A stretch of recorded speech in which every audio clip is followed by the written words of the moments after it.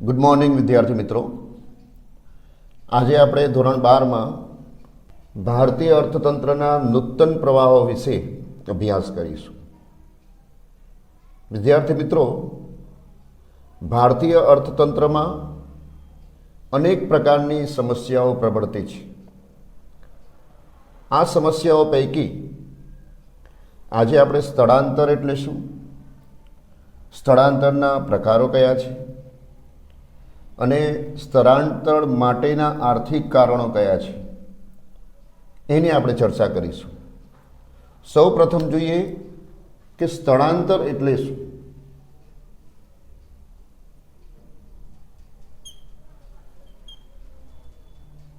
સ્થળાંતરનો અર્થ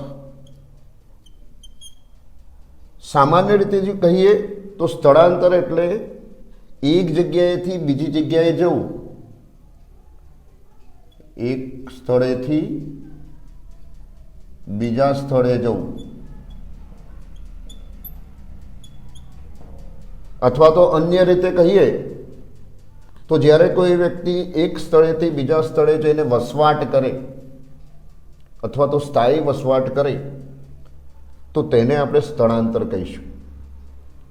પરંતુ અર્થશાસ્ત્રમાં એની સ્થાયી વ્યાખ્યા મુજબ, શાસ્ત્રીય વ્યાખ્યા મુજબ આપણે જોઈએ તો સ્થળાંતર એટલે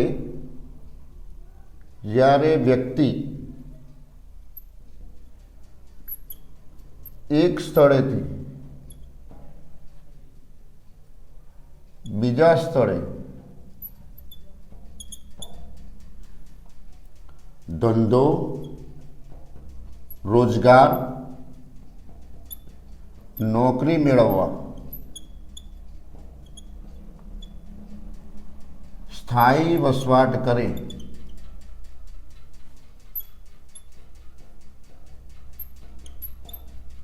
તો તેને સ્થળાંતર કહે છે।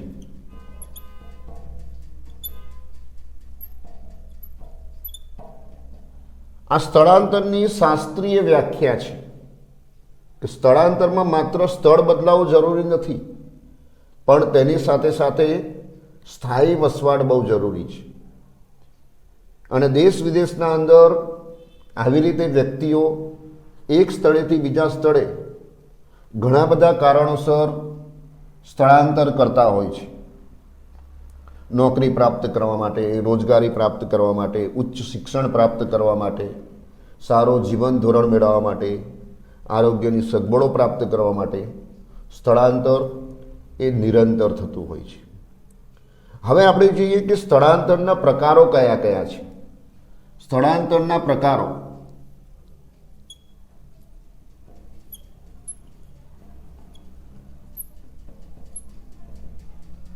તો સ્થળાંતરના મુખ્ય બે પ્રકારો પડે છે। એક તો સ્થળ આધારિત સ્થળાંતર,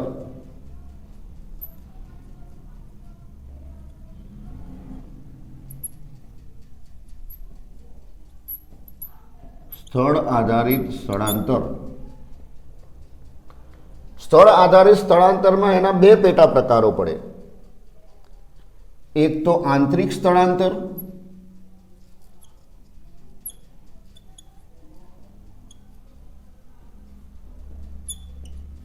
અને બીજું છે આંતરરાષ્ટ્રીય સ્થળાંતર।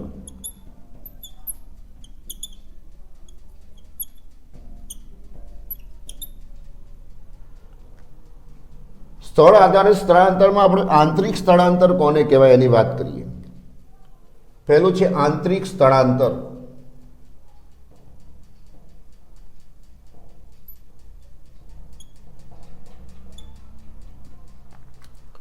તો જે સ્થળાંતર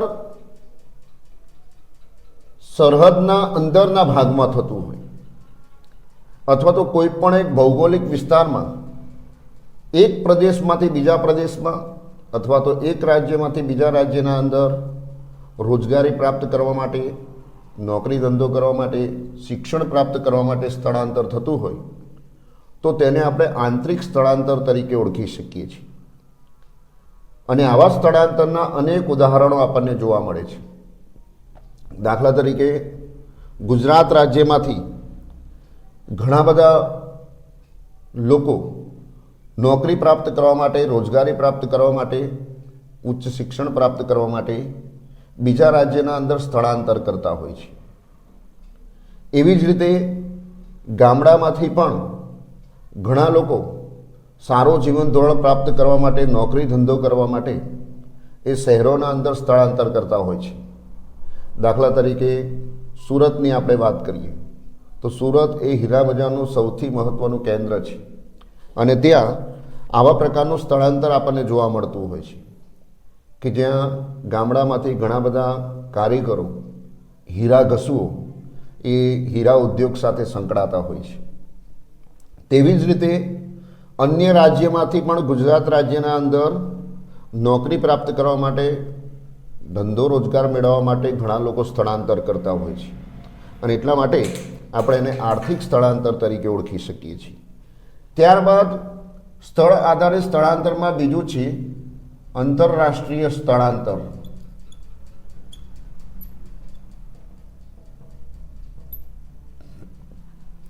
આંતરરાષ્ટ્રીય સ્થળાંતર એટલે બે જુદા જુદા દેશો વચ્ચે થતું સ્થળાંતર અથવા તો દેશની સરહદની બહારના ભાગમાં જ્યારે રોજગારી પ્રાપ્ત કરવા માટે, નોકરી મેળવવા માટે કે ધંધો કરવા માટે જ્યારે વ્યક્તિ સ્થાયી વસવાટ કરતો હોય તો તેને આપણે આંતરરાષ્ટ્રીય સ્થળાંતર તરીકે ઓળખી શકીએ છીએ.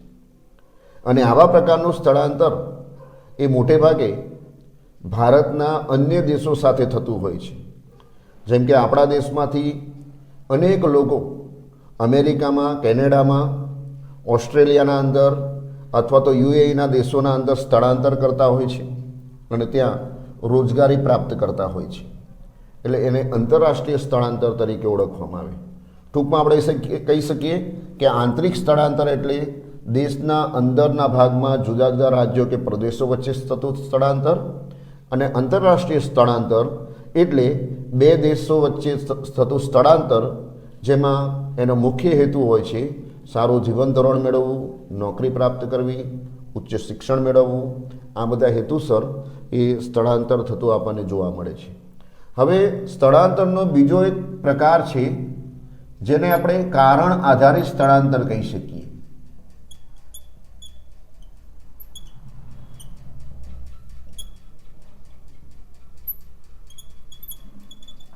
કારણ આધારિત સ્થળાંતર કે કારણ આધારિત સ્થળાંતરના અંદર ખાસ કરીને બે પ્રકારનું સ્થળાંતર આપણને જોઈએ. એક તો છે આકર્ષક સ્થળાંતર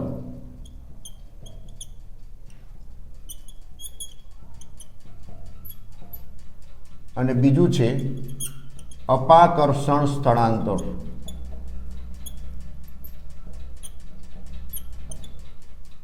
આકર્ષણ અને અપાકર્ષણ.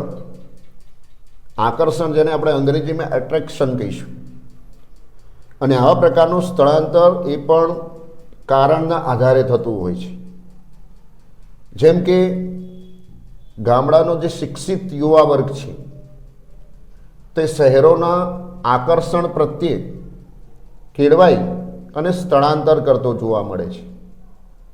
કારણ કે મોટા મોટા શહેરોના અંદર સગવડો હોય છે, ઉચ્ચ શિક્ષણ હોય, શાળા કોલેજો હોય, આરોગ્યની સગવડો હોય, બાગ બગીચાઓ હોય, સારા એવા દવાખાનાઓ હોય, નોકરીની ઉજ્જવળ તકો હોય. તો આ બધા આકર્ષણોથી પ્રેરાઈ અને ગામડામાંથી યુવા વર્ગ એ શહેરોના અંદર સ્થળાંતર કરતો હોય છે અને એટલા માટે એને આકર્ષણ સ્થળાંતર તરીકે આપણે ઓળખી શકીએ છીએ. અને આવા પ્રકારનું સ્થળાંતર મોટે ભાગે યુવા વર્ગના અંદર વિશેષ જોવા મળતું હોય છે. કારણ કે યુવાનોને એક પ્રકારનું સારું જીવન ધોરણ જીવવાની, સારી સગવડો અને સુવિધાઓ પ્રાપ્ત કરવા માટેની એમને ઝંખના હોય છે અને એ જિજ્ઞાસાના કારણે જ આવું આકર્ષણ સ્થળાંતર એ થતું આપણને જોવા મળે છે. તો કારણ આધારિત સ્થળાંતરમાં આપણે પહેલો પ્રકાર જોયો, આકર્ષણ સ્થળાંતર, અને મોટે ભાગે 25 થી 35 વર્ષના જે યુવાનો છે એના અંદર સૌથી વધારે પ્રમાણમાં જોવા મળે છે. પછી અપાકર્ષણ સ્થળાંતર આ પણ એક સ્થળાંતરના અંદર કારણ આધારિત સ્થળાંતરનો એક પ્રકાર છે. ઘણી વખત ગામડાના અંદર વસવાટ કરતા લોકો જ્યારે એમને રોજગારી પ્રાપ્ત થતી નથી, સારો જીવન જીવી શકતા નથી, ત્યારે નોકરી ધંધાની શોધમાં, રોજગારી કે આજીવિકાની શોધમાં એમને મજબૂર થઈ અને શહેરો તરફ એમને સ્થળાંતર કરવું પડે છે. અને એટલા માટે એને આપણે અપાકર્ષણ સ્થળાંતર તરીકે ઓળખી શકીએ છીએ. અને આવા પ્રકારનું સ્થળાંતર એ ખાસ કરીને ગામડાના જે ગરીબ લોકો છે, બેરોજગાર લોકો છે, કે જેમના પાસે રોજગારી પ્રાપ્ત કરવા માટેના કોઈ સાધનો નથી હોતા, પોતાના પરિવારનું ભરણ પોષણ કરવા માટે મજબૂર હોય છે, એવા લોકો એ શહેરોમાં ન છૂટકે મજબૂર થઈ અને સ્થળાંતર કરતા હોય છે. અને એટલા માટે એને આપણે અપાકર્ષણ સ્થળાંતર તરીકે ઓળખી શકીએ છીએ. આકર્ષણ સ્થળાંતર એ યુવાનોના દ્વારા કરવામાં આવે છે અને પોતાની સ્વેચ્છાએ કરવામાં આવતું હોય છે. જ્યારે અપાકર્ષણ સ્થળાંતર છે એ ન છૂટકે મજબૂર થઈ અને અનૈચ્છિક રીતે લોકોને સ્થળાંતર કરવું પડતું હોય છે. એટલે એને આપણે અપાકર્ષણ સ્થળાંતર તરીકે ઓળખી શકીએ છીએ. હવે આપણે જોઈએ કે સ્થળાંતર થવા પાછળના કેટલાક પરિબળો એના માટે જવાબદાર છે. તો કયા કયા પરિબળો છે તેની આપણે વાત કરીએ. તો સ્થળાંતરના કારણો.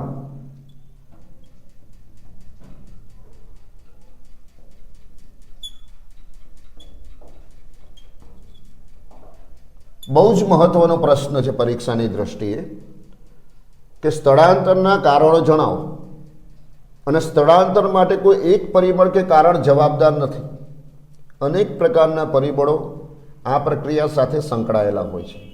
એમાં સૌથી પહેલાં આપણે આર્થિક પરિબળો જોઈએ.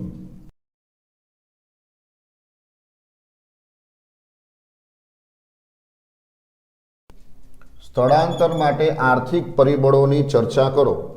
પરીક્ષાના અંદર આ પ્રશ્ન પૂછાતો હોય છે. તો આર્થિક પરિબળો એ સ્થળાંતર માટે સૌથી વધારે જવાબદાર છે, સૌથી વધારે અસર કરતા હોય છે. એમાં પહેલું પરિબળ છે નોકરી ધંધો કે રોજગાર મેળવવા માટે.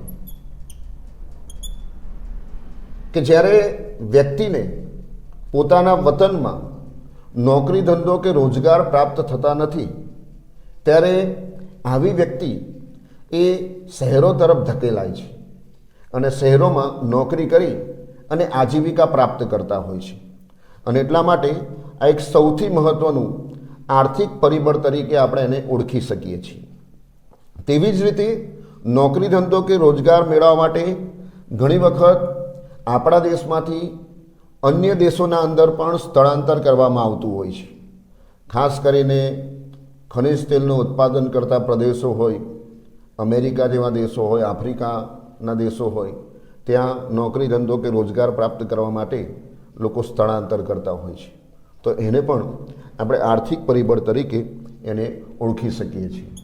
પછી બીજું એના માટેનું સૌથી મોટામાં મોટું પરિબળ છે આર્થિક પરિબળ કે બદલી.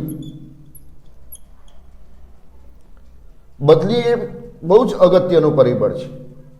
ખાસ કરીને કોઈ વ્યક્તિ નોકરી ધંધો કરતો હોય અને એ વ્યક્તિને કોઈ અન્ય જગ્યાએ જ્યારે એની બદલી થઈ જાય છે, ત્યારે એને પોતાને અથવા તો પોતાના પરિવાર સાથે એને બીજી જગ્યાએ સ્થળાંતર કરી અને સ્થાયી વસવાટ કરવો પડતો હોય છે. એટલે બદલી એ પણ સ્થળાંતર માટે એક જવાબદાર પરિબળ તરીકે આપણે એને ઓળખી શકીએ છીએ. ખાસ કરીને ડિફેન્સ મિનિસ્ટ્રી સાથે સંકળાયેલા જે લોકો છે, આર્મી છે, એરફોર્સ છે, બીએસએફ કે સીઆઈએસએફના જવાનો જે છે, એમના સાથે પણ આવા પ્રકારનું સ્થળાંતરનો ભાગ જોવા મળતો હોય છે કે એમને પોતાનું વતન છોડી અને અન્ય જગ્યાએ એમને નોકરી માટે જવું પડતું હોય છે. એટલે બદલી એ એક આર્થિક પરિબળ સ્થળાંતર માટે આપણે જવાબદાર ગણી શકીએ છીએ. પછી ત્રીજું પરિબળ છે કે કુદરતી સંપત્તિનું પ્રમાણ.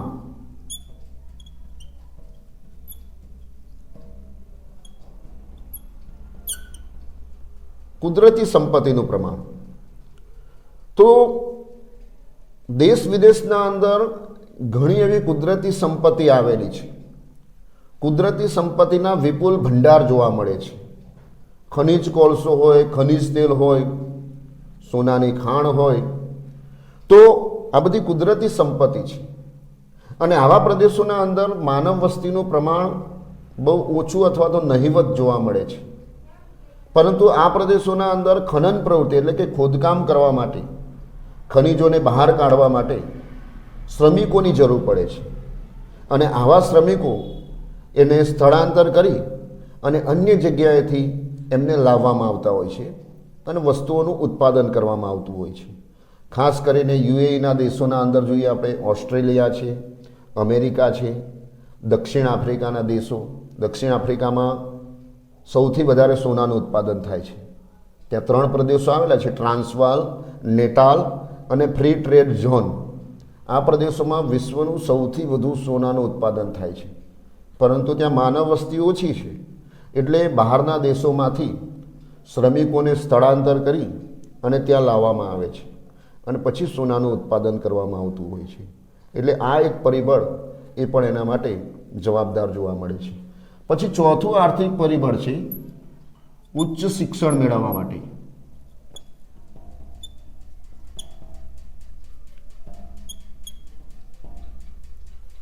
કે પોતાના વતનના અંદર શિક્ષણની વ્યવસ્થાઓ હોતી નથી. સારી ગુણવત્તાવાળી શાળાઓ, કોલેજો, ટેકનિકલ ઇન્સ્ટિટ્યૂટ, આ બધી સગવડો વતનમાં હોતી નથી. એટલે ન છૂટકે જે લોકોને સારું શિક્ષણ પ્રાપ્ત કરવું પડે છે, ઉચ્ચ શિક્ષણ મેળવવું છે, તેવા લોકો એ પોતાનું વતન છોડી અને શહેરોના અંદર સ્થળાંતર કરતા આપણને જોવા મળે છે. એટલે આ પણ આપણે એક આર્થિક પરિબળ તરીકે એને આપણે ઓળખાવી શકીએ છીએ. પછી 5મું છે આરોગ્યની સગવડો.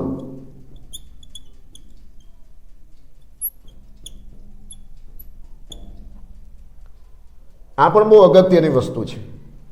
કહેવાય છે કે પહેલું સુખ તે જાતે ન રહે. આપણું આરોગ્ય સારું હોય તો આપણે સારું કામ કરી શકીએ છીએ, સારું આર્થિક ઉત્પાદન પ્રાપ્ત કરી શકીએ છીએ.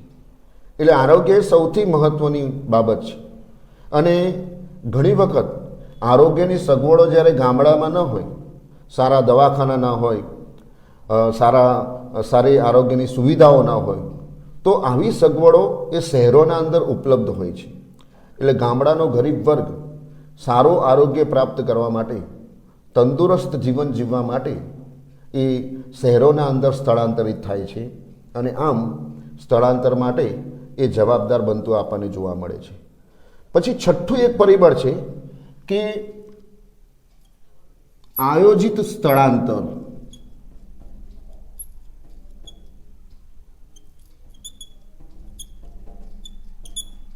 બહુ જ અગત્યની વસ્તુ છે અને પરીક્ષાના અંદર પ્રશ્ન પણ પૂછાતો હોય છે કે આયોજિત સ્થળાંતર એટલે શું? તો આયોજિત સ્થળાંતર એટલે ઈરાદાપૂર્વક આયોજનબદ્ધ રીતે સારું એવું પ્લાનિંગ કરી અને પછી સ્થળાંતર કરવામાં આવતું હોય છે. અને આવા પ્રકારના સ્થળાંતરમાં કુટુંબના અંદર કોઈ એક સભ્ય કે સંપૂર્ણ પરિવાર એ જ્યારે નોકરી ધંધો પ્રાપ્ત કરવા માટે, રોજગારી પ્રાપ્ત કરવા માટે એક સ્થળેથી બીજા સ્થળે સ્થાયી વસવાટ કરે છે, તો એને આપણે આયોજિત સ્થળાંતર તરીકે ઓળખી શકીએ છીએ. અને આવા પ્રકારનું સ્થળાંતર એ ખાસ કરીને રોજગારી પ્રાપ્ત કરવા માટે અથવા તો બદલીના હેતુથી પણ આયોજિત સ્થળાંતર થતું આપણને જોવા મળે છે. તો આમ સ્થળાંતરના આપણે આર્થિક પરિબળો જોયા અને આ 6 પરિબળો એ તમારે યાદ રાખવાના છે અને પરીક્ષાની દ્રષ્ટિએ ખૂબ જ મહત્ત્વના છે. ઘણા બધા પરિબળો છે, 4 પરિબળો છે, પરંતુ આજે આપણે આર્થિક પરિબળો વિશેનો અભ્યાસ કર્યો છે. હવે પછીના વિડીયોના અંદર આપણે બીજા સામાજિક પરિબળો કયા છે એની આપણે ચર્ચા કરીશું.